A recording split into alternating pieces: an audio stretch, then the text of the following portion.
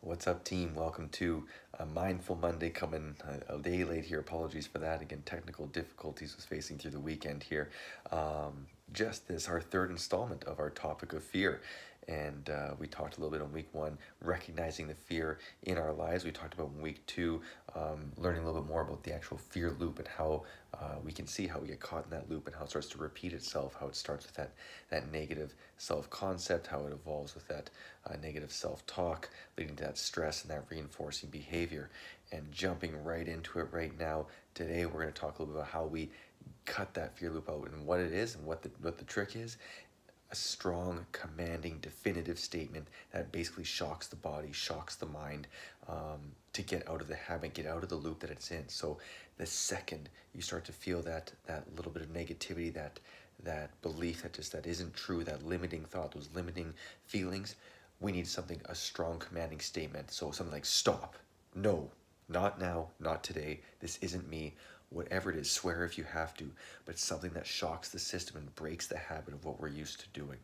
All right, and then we're going to follow that immediately up with positive self-talk. So looking at the loop right now, we can see that as soon as we have that weak self-concept, we interdict, we redirect, we have that strong commanding statement that shocks the system, and we immediately follow it up with that positive self-talk.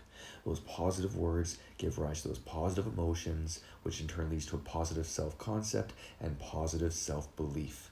We will then continue to feed this loop of courage, this loop of strength, choking out the fear, because we don't give that any time anymore. We don't look back at it. It's behind us. It doesn't serve us or others anything positive anymore. It's good to think through a problem. It's good to learn from our mistakes. These can all be used for positives. All right, but replaying those mistakes that continually hold us down, that feed those negative words and negative concepts inside of us, they hold us back. They do nothing for us. All right, so thoughts like, I screwed up that presentation, I'm brutal at speaking, that turns into, I'm better than that, I can do more than that, I'll practice and rehearse more next time. Maybe I'll look into a class or a Toastmasters or speaking course to sharpen my skills because I know I can deliver.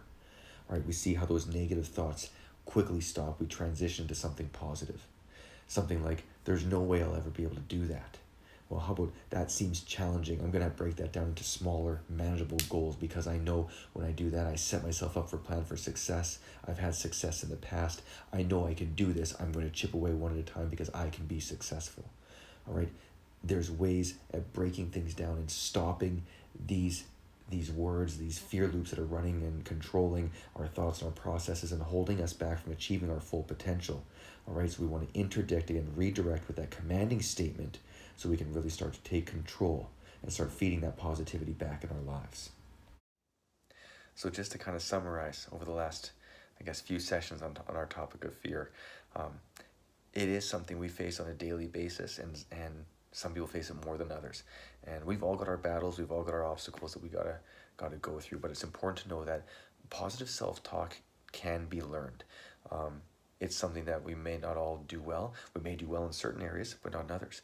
We might be very positive and confident with how we build relationships and how we converse with people, but how we handle ourselves in business or fitness or health, maybe something we have a little bit of fear in. But again, just know that positive self-talk can be learned across the board for your entire life, or regarding certain situation or elements of your life. It's Dr. Tim Legg that said, our self-talk is the script, and it's what we use to frame our lives. If we feed our lives or use a script that is negative, we become negative people.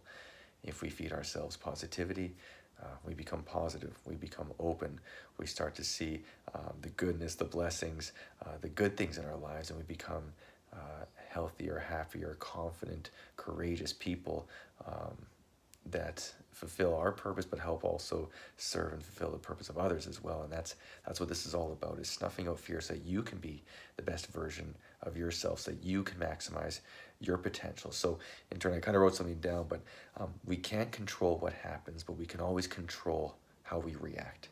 And in doing that, we truly stay in control of our decisions, of our actions, of our choices, of our lives, over fear and the response to it. And in doing so, we then take control of our future. So I encourage you, keep reflecting, keep acknowledging where fear is in your lives. Recognize when you get caught in that loop. And when you do, have a strong commanding word that interdicts, that redirects, that shocks the body, shocks the mind. And start feeding yourself some positivity. And watch those blessings come into your life and be a blessing to other people. So I thank you for your time and joining me on this journey of fear. And looking forward to our next Mindful Monday when we start taking on some different topics.